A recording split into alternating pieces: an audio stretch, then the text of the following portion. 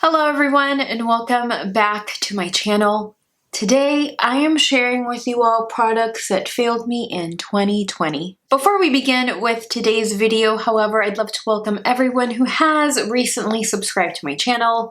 Welcome. My name is Nadia and I am a licensed esthetician who loves to test and review skincare products. Feel free to add me on all of my other social media platforms. I will link those down below for you. Also, be sure to subscribe to my channel if you haven't already, and make sure that you hit that notification bell so that you are notified whenever there is a brand new upload. Before we begin with today's video, I do want to share a disclaimer. If any of these products are your favorites, please understand that we all have different skincare concerns and different deal breakers when it comes to both skincare and makeup. Everything will not work for everyone, unfortunately. So the first product that did not work out for me in 2020 is the Peter Thomas Roth Water Drench Cloud Cream Cleanser. I hardly ever meet a cleanser that I do not like. This year, unfortunately, I met two. You all know that I am a huge fan of the Peter Thomas Roth Water Drench range because it's free of dyes, drying alcohols, and fragrance. But I personally also love a cleanser that lathers. I love a good lather. Did I mention that I love a good lather? I just don't gravitate towards creamy cleansers at all. I gave this a chance in a video that I filmed very early on in the year, and that was it. I never reached for this cleanser again. If you have a dry, dull, or even severely dry skin, or even chapped skin, I feel like this will work for you. It does not leave a filmy, like suffocating layer over the skin at all. It just does a really good job at cleansing the skin without drying it. The deal breaker for me is that there is no lather, which is why I don't reach for cream cleansers at all. Next up, I have the Galanée Foaming Facial Cleanser. Now this is full of pre and probiotics. Now foamy cleansers. Foamy cleansers are perfect for combo, oily skin types. I personally did not like this because I felt like it dried out my skin. And I did try to make this work during my daytime skincare routine. But after the test, I felt like, again, I just didn't go back to it. And I did test quite a bit of it. But it just was not my favorite. I feel like if you have oily, acne-prone, or problem skin, you may in fact enjoy this. Unfortunately, this cleanser did not work out for me. Next up, I have the Erno Laszlo AHA Resurfacing Sleep Serum. Now, while this serum did give my skin a very healthy glow, it did not resurface my skin as much as other serums I tested later, in the later part of the year. So I tested this in the very beginning of the year. Having achieved better and more noticeable results with other serums and acid blends, I just did not reach for this at all after the testing period. This does contain glycolic acid, lactic acid, wild plum, and goji berry. So if you, say for example, lean on the sensitive side, I feel like you may enjoy this formula. But if you can tolerate a higher concentration of acids, you may just want to look elsewhere. Next up, I do have another Erno Laszlo product. This is the Erno Laszlo Firming Cream. This is another product that I tested and I liked, but I never reached for again. My favorite thing about this is the scent. The product itself gives the skin a plump, healthy appearance. I definitely enjoyed using this moisturizer primarily during my nighttime skincare routine, since whatever I paired this with during my morning routine, it just pilled. And it just didn't seem to work with this particular cream. I found it to be too rich for my normal skin for daytime use. But nighttime use, however, it worked really, really nicely. I just didn't find myself reaching for it at all. I feel as if you have dry, dull skin, it may perform so much better than it did on my normal skin. Now here's a tip. Say for example you have a serum and a moisturizer that you did particularly enjoy or reach for in the face. Maybe you can try using it along the chest area. That way the product doesn't go to waste. So that is exactly what I plan on doing with these two products. Next up I have some hair products and this will come as a surprise. This is the Drunk Elephant TLC Happy Scalp Scrub. I really, really wanted to love this, but this required a lot of work. If you want to use this product on the scalp, you have to apply this product before you hop into the shower. Now, I do love the applicator. I feel like the applicator definitely facilitates the application process. So when I first used this product, I definitely felt a tingle. It was very, very active. I worked it over the entire scalp from front to back, but it came time to wash off. Like, I thought I'd washed it off. I even followed it with an actual shampoo.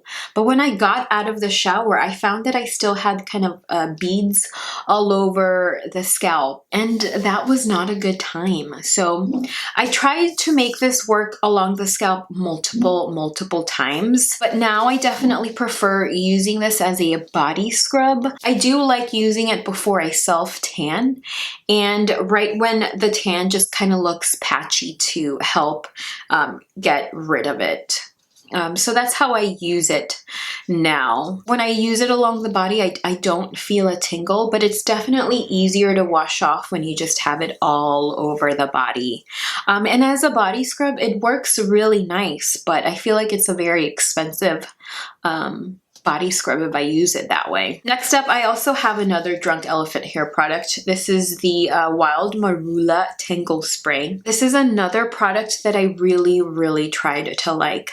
I only emptied it because I bought it, and I was in no hurry to buy another one. I feel like no matter how much product I would use, I would still have a tough time brushing my hair, and it just didn't make the hair brushing experience any less painful, and I still had some frizz. I definitely prefer the Ways leave-in conditioner, or I recently purchased the Briogeo Farewell Frizz Rosarco Milk leave-in conditioner, and I like that a lot.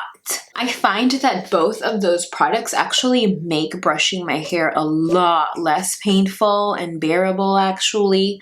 Both of those products are scented, however. So say, for example, you don't have such a sensitive scalp as I do, and you don't enjoy scents, maybe you would like this. I didn't repurchase this, unfortunately. I did use it up all the way. It just wasn't my favorite, unfortunately. Next up for makeup, I do have the Lawless Seal the Deal Loose Setting Powder. Oh my God, was this a fail? As you know, I played a lot with clean beauty this year, and I was able to find some new favorites. This, however, was not. It was not it. This made my under eyes look horrible. It accentuated all of the fine lines, and it just made any concealer that I paired with this look dry, patchy, and it was not as finely milled as my higher end favorite, or Even ColourPop is better than this, and ColourPop is not clean beauty, but ColourPop is a lot less expensive than this, and that I feel like is more finely milled than this product. Although not clean beauty, my ColourPop translucent setting powder performs so much better than this. In addition to that, if I did try to apply it like here along the T-zone where I have some shine, especially during summer, spring and summer, which is when I purchased this, I feel like it just broke the foundation apart, and I just did not look good at all. Oh my God, this is probably the worst purchase of 2020. I can't believe I'm saying that, but it really, really is. This, unfortunately, is a no for me. Next up, I have the Ilia True Skin Serum Foundation.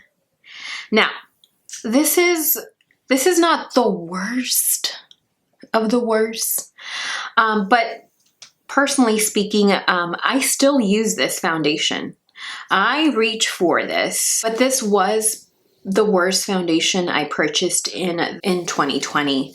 I find it tough to work with, and that is because I love and enjoy, coming up with my own AM skincare routine. This is infused with its own skincare ingredients, so it's better suited for a man or a woman who is not into skincare products or does not have a skincare routine but still loves to wear makeup. It is also perfect for those on the go who sometimes can't think of a skincare routine in the morning, which, sometimes happens. But I personally have skincare concerns that a skincare infused foundation will not treat.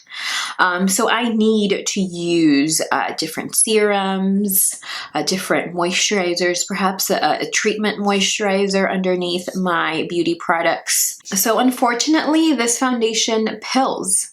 If I use like one too many serums or one too many moisturizers, this foundation will just pill and fall off the face. While I still reach for this is definitely very tough to work with. So I'm gonna say that this is the worst foundation in my collection. I still use it, however, but it's the worst in my collection. Next up, I have the Isle of Paradise Body High Glow Self Tan Serum with hyaluronic acid. I was looking forward to using this and loving this with my whole heart. I really like the idea of it. It's a tanning product infused with hyaluronic acid, but I am a person of color, and I personally wanted this to give me a dark tan, and it did not deliver. It is, it doesn't really say it's like a medium tint, but I feel like it's a very light tan that this gives me. I also didn't find this to be moisturizing enough. So even after applying 1 to 2 layers of this, I often followed it with a moisturizer. It did give my skin a bronzy look, but it wasn't the tan that I wanted. I did find a way to make this work, however. Sometimes after, having your tan on for like 6-7 days and it's ready to just like come off, sometimes I will add a nice layer of this and it will prolong the life of that tan, maybe by 2 or 3 days. But that's pretty much it. I did purchase the face version of this, and I love that one because I don't want such a strong tan on the face, but on the body I do. I am going to empty this. I feel like I only have this much left. So I still tried to make it work. It just wasn't what I personally wanted from a product like this. Let me know what your skincare fails or makeup fails were in the comments down below. I would really love to know what did not work out for you in 2020. Let me know if we share any fails as well. I feel like that would be kind of interesting, wouldn't it? I think that is all I have. I think this may be my last video of 2020.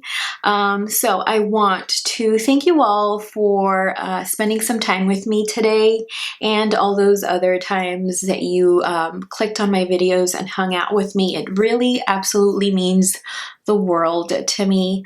I love interacting with you in the comments as well, and I love seeing familiar faces or handles in the comments below each and every video. I do also want to say that I'm thankful for 2020 for allowing me to have more time to spend on creating content, coming up with ideas, and sharing with you all my product reviews. Thank you all so much for spending some time with me today. I hope you guys had lovely holidays. I wish you all the best in 2021, and I will see you in my next video. Bye. No. Hello everyone, and welcome back. Take 3. Also, because it's free of dries,